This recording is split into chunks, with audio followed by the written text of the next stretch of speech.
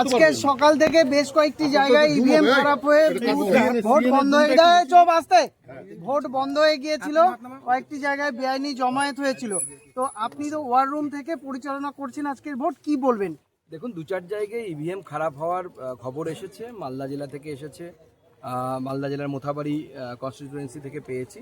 এটা প্রতিবারই হয়, এটা টেকনিক্যাল ফল্ট। অনেক সময় যারা ভোট কর্মী তারাও কোনো ছোটোখাটো ভুল করে ফেলেন, তো এটা তো সমস্যা নয়। 1.5-2 ঘন্টা পর সেখানে হয়ে গেছে, কিন্তু সেক্টর অফিসারের ফোন অন ছিল না বলে গ্রামবাসীরা ক্ষুব্ধ হয়ে একটু বিক্ষোভ দেখিয়েছিল।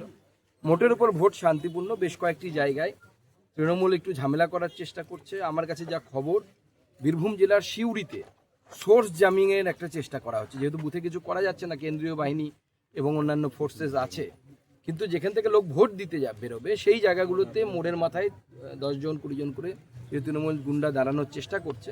কেন্দ্রীয় বাহিনী যথেষ্ট সজাগ আছে। আমার বিশ্বাস মোটের উপর ভোট শান্তিপূর্ণ হবে এবং এই ভোট পরিবর্তনের ভোট হবে। দাদা, সকাল থেকে আজ সেভাবে গোটা রাজ্য জুড়ে আমরা কোনো জায়গাতে কোনো সেভাবে কোনো হিংসার খবর আমরা দেখিনি।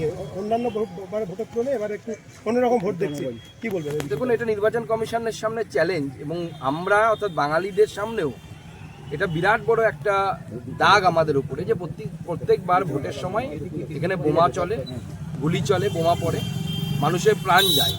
ভারতবর্ষের অন্য কোনো রাজ্যে হয় না।